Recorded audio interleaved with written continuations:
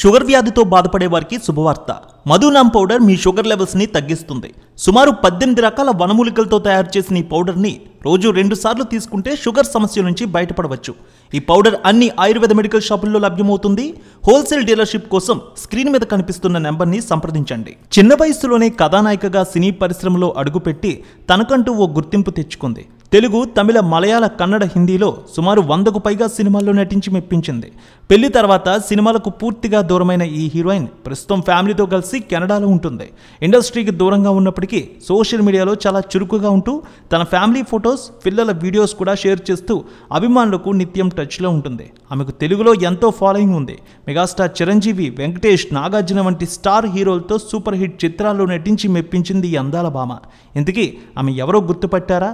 Career ఆరంభంలోనే photos ఇప్పుడు social మీడియాలో వైరల్ అవుతున్నాయి. ఆమెకు సంబంధించి తమ అభిమాన తార అలనాటి ఫొటోస్ చూసి ఫ్యాన్స్ తెగ షేర్ చేస్తూ ఉన్నారు. ఇంతకీ ఈ ఫోటోలో ఉన్న హీరోయిన్ ఎవరనేగా? సీనియర్ నటి రంభ.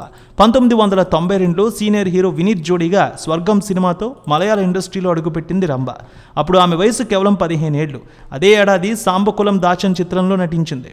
93లో ఈవీవి సత్యనారాయణ తెరకెక్కించిన ఆ ఒకటి అడక్కు సినిమాతో తెలుగు తెరకు పరిచయమైంది. రాజేంద్ర ప్రసాద్ హీరోగా నటించారు ఇందులో.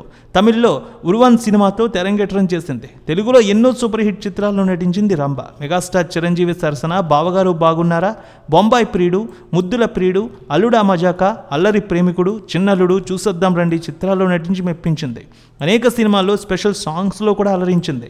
బాలయ్య నటించిన భైరవద్వీపం సినిమాలో స్పెషల్ సాంగ్ చేసింది. కృష్ణార్జున యుద్ధం, హలో బ్రదర్ సినిమాల్లో స్పెషల్ సాంగ్స్ చేసింది. చివరిగా అల్లు అర్జున్, పూరి జగన్నాథ్ కాంబోలో వచ్చిన దేశముదురు సినిమాలో కూడా స్పెషల్ సాంగ్లో నటించింది రంభ. చివరిసారిగా పెన్ సింగం సినిమాలో నటించింది. ఆ తర్వాత 2010లో కెనడాకు చెందిన వ్యాపారవేత్త ఇంద్రకుమార్ పద్మనాభన్ను వివాహం చేసుకున్నారు. పెళ్లి తర్వాత సినిమాలకు దూరమైంది ఆమె. విదేశాల్లో స్థిరపడింది. వీరికి 2 కుమార్తెలు, 1 బాబు ఉన్నాడు. 100కి పైగా సినిమాల్లో నటించిన ఆమె ఇప్పుడు సినీ పరిశ్రమకు దూరమైంది. ఇటీవలే భారత్ వచ్చిన ఆమె కెప్టెన్ విజయకాంత్ సమాధి వద్ద నివాళి అర్పించారు.